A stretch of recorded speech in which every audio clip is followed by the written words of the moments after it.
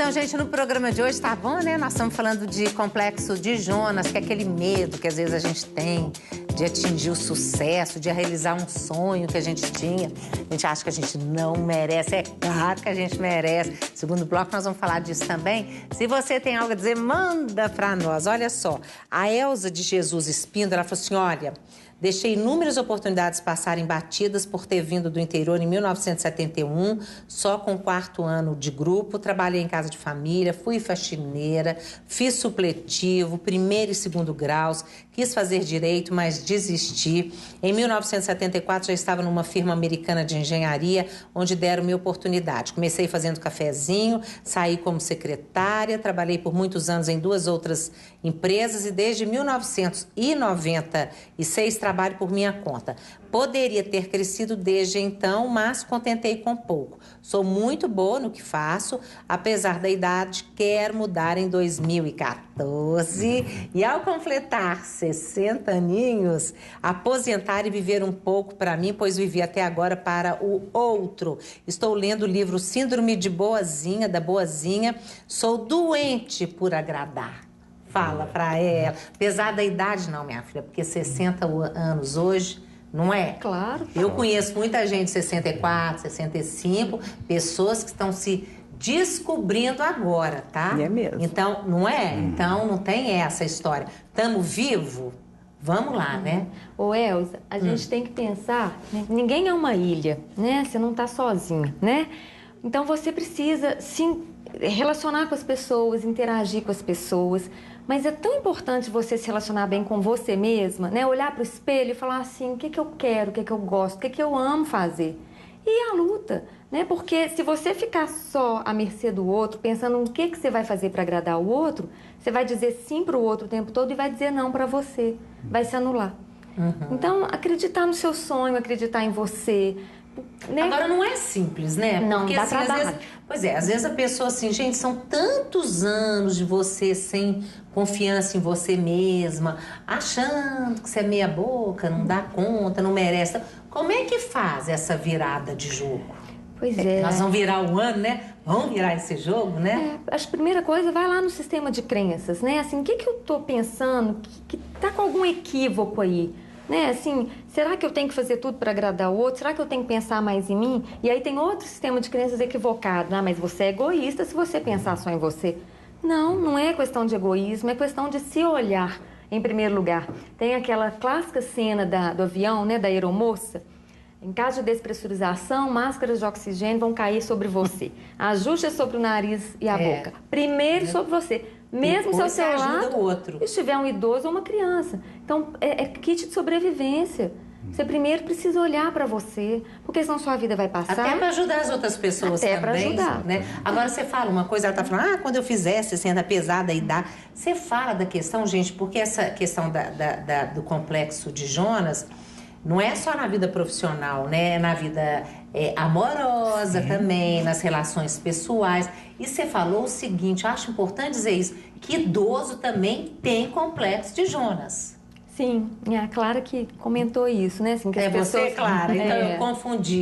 Não, mas eu atendo muitas pessoas jovens que estão, né, a geração Y, que também vejo esse medo de acontecer, né? E ela mencionou as pessoas, né, mais idosas, que já estão há mais tempo numa empresa, por exemplo, e que têm essa dificuldade. Não, mas não era nesse sentido, não. No sentido, por exemplo, de às vezes a pessoa começar a pensar, eu tô velho, e aí começa a se colocar como vítima, não posso fazer mais as coisas, preciso de ser cuidado, gente perto de mim, não tem isso? Tem, outro sistema de crenças equivocado, eu vejo muito isso no consultório, quanto que a idade tem peso. E às vezes não é 60, não. É 39, 40. Ai, pelo amor de né? Deus. Assim, e ela já se considera mais velha, já acabada. Nossa, tá bom demais o que eu conquistei. Essas pessoas, é extremamente importante que elas resgatem tudo que elas construíram. Porque se elas chegaram no ponto onde elas chegaram, tem toda uma construção por trás disso aí, que eu acho que é fantástico. Esse é o caminho que ela precisa buscar inicialmente. Quais foram as suas conquistas até hoje? Então, como é que ela chama? Elza. Quando a Elza fala assim, olha, eu sou muito boa naquilo que eu faço, É por aí, Elza, vai buscar onde foram seus feitos, né? Onde tiveram seus diferenciais nesse momento, nesses momentos que você desenvolveu profissionalmente, e são eles que vão servir de suporte para você dizer o seguinte: olha, eu sempre fiz muito pelas pessoas, eu quero fazer agora por mim. E eu tenho um potencial fantástico que tá guardado e que eu preciso desabrochar. Porque são pessoas que têm um altruísmo, ela abre mão das coisas dela para viver o outro, né? Para o outro. Então, ela precisa estar buscando assim, o que é que ela pode verdadeiramente fazer para ela. Agora, deixa eu só retornar na coisa do idoso, mas é porque eu estou vendo que a população tá envelhecendo, né? Como é que essa questão da gente acreditar que 60 anos, 65, a não ser, gente, que você tem uma doença grave, mas aí um jovem, uma pessoa jovem, pode ter sim uma doença incapacitante. Mas se a pessoa não tem, mãos à obra. Pois né? é, especialmente, Roberta, se a gente pensar que se a gente for dividir a vida em 3 blocos, 3 grandes blocos, a idade de 60 em diante é a última porção de vida de uma pessoa. É 0 a 30, 30 a 60, 60 a 90, e se Deus quiser, mais um pouco. Então, eu acho que essa é uma idade muito especial, é uma das fases mais especiais da vida de uma pessoa, para ela poder viver da melhor forma possível. Se ela quiser pular de paraquedas e se isso vai trazer uma realização para ela, se ela tem saúde para isso, condições de vida para isso, por que não?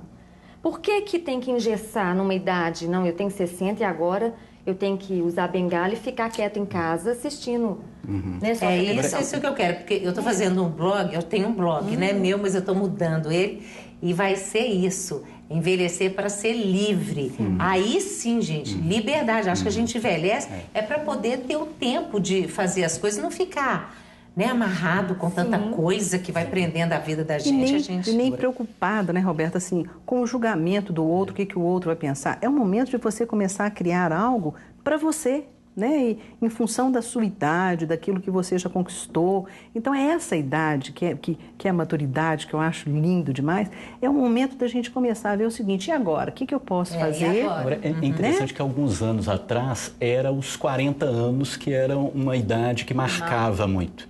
Aos 40 anos, se eu não realizei, então não realizarei mais. E agora, de fato, até está se estendendo. Nós já estamos discutindo os 80, os 90. A expectativa de vida aumentou, né? Exatamente. E aí a gente tem que inserir um verbo muito especial. Acho que as pessoas têm que aprender a conjugar mais o verbo acreditar. Porque muitas pessoas têm medo do sucesso, têm medo dessa liberdade de ser quem são, porque têm medo do sucesso, né? Do que vai acontecer, das mudanças que vão ocorrer daí. Então, assim, você quer uma coisa, isso vai te fazer bem, você vai deitar a cabeça no travesseiro à noite feliz da vida, eu acredito que eu sou capaz, eu acredito que eu posso, e se sentir merecedor disso. Muitas pessoas não se sentem merecedoras. Pois é, mas vira esse jogo, porque nós merecemos, com certeza. E que eu acho interessante, Renata, o que a gente pode fazer? O que eu falo para as pessoas sempre? Compartilha com o outro essa dificuldade, como a gente recebe retorno fantástico, alguém que diz pra gente assim: não, vai, Clara, você dá conta, vai que você consegue. Então, compartilhe com as pessoas que são... assim, poxa vida, você tem jeito para isso? Estou percebendo. E também a pessoa começar a prestar atenção no que ela gosta mais, o que dá prazer. Porque a vida às vezes fica tão automática, né? Você não vai prestando atenção e você para e fala: olha, engraçado, eu não percebi que eu gostava disso. Agora, você percebeu, depois você estuda isso tanto, né, Anderson, que você nos diz o seguinte, que você vê muito essa questão do complexo de Jonas nas empresas familiares, inclusive o que tem de empresa. Parece que elas duram depois uns 10 anos, não é isso? Na verdade, tem um fenômeno aí muito interessante que está associado à questão do pai.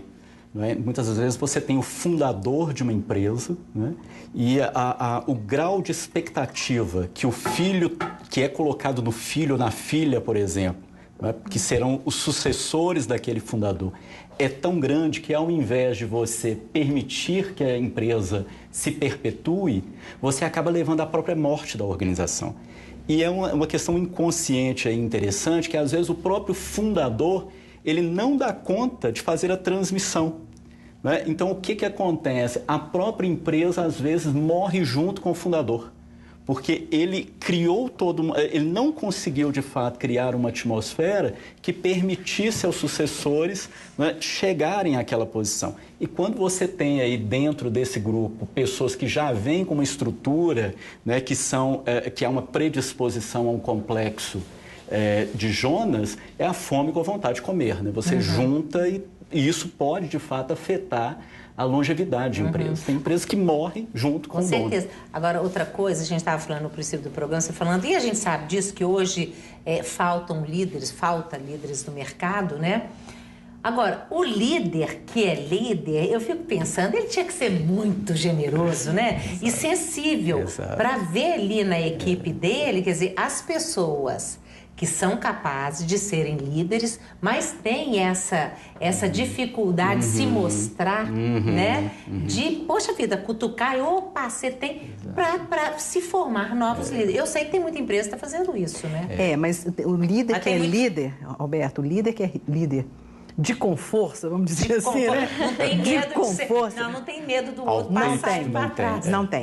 Ele forma a equipe, ele investe na equipe, ele desenvolve. Que a base do sucesso dele está justamente aí. Hoje existe muito líder com força, se você for colocar na balança, líder com São força. poucos, mas que tem. Não, claro, né? E eles realmente permitem o crescimento da equipe.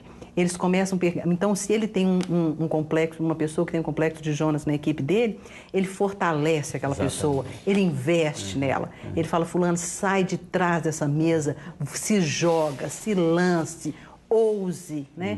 E isso, aquele líder que verdadeiramente é líder, ele não deixa o Jonas lá sozinho, no complexo dele. Pois ele tem que ter uma redoma, e você não. Falando isso, família, amigo, né, gente? Chama a atenção.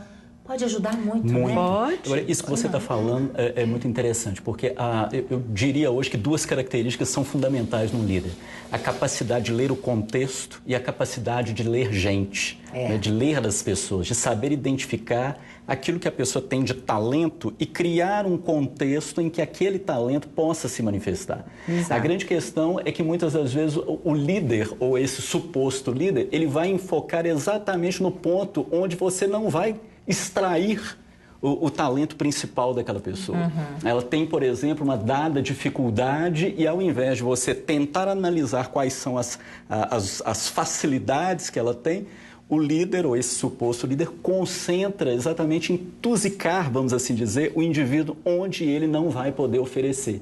É um idioma, como você estava aí salientando, que ele não consegue falar, e esquece de considerar as potencialidades. As habilidades, gente, de relacionamento. Isso, às vezes, funciona muito mais do que saber um idioma, ter uma MBA, técnica, tal, ter e isso, etc. a pessoa que sabe lidar com o grupo. Isso é fundamental. Porque não adianta uma pessoa com todas aquelas... coisa toda, mas uma pessoa que não dá conta de conviver com os outros, Isso a gente conhece, eu conheço gente assim. Eu também conheço, e olha, tem pessoas hoje, Roberta, que... E as pessoas que são mais antigas, para os jovens hoje, eles não têm medo. Então, por exemplo, falar uma segunda língua, um inglês, um italiano, um espanhol, é normal, é natural para eles. As pessoas mais velhas, elas têm vergonha de expressar, de falar uma segunda língua, de estudar uma segunda língua, porque na idade, na formação, na época em que elas se formaram, cair no mercado de trabalho era o grande diferencial, era a palavra de ordem. E elas se prepararam para isso. Então, quando elas veem aquela turma falando, jovem, falando inglês, o italiano, o espanhol, sei lá, todas as outras línguas que tiverem, e ela fala assim, meu Deus, como é que eu não dou conta disso, né? Por que eu não dou conta disso? É exatamente o momento dela falar assim, peraí, se ele conseguiu fazer isso, eu também consigo. É, verdade. Eu também vou dar conta. E as lideranças apoiarem esse processo. Mas essas não é pessoas... só fazer porque o outro está fazendo. Não, porque ela tem, na verdade, ela tem o desejo, mas ela não dá conta em função de tudo que ela já viveu. Né, Olha só, gente, a Cláudia Machado falou assim, já me disseram que me saboto, não compreendi muito bem na época, era assistir esse programa para entender melhor esse mecanismo inconsciente. Tomara que você... Porque tá bom, né? Depois, o Luciano Mendes falou assim, eu só tenho medo em sucesso. Ótimo. O Vanderlei Gonçalves falou assim, o programa sempre nos surpreendendo com temas inteligentíssimos. Opa!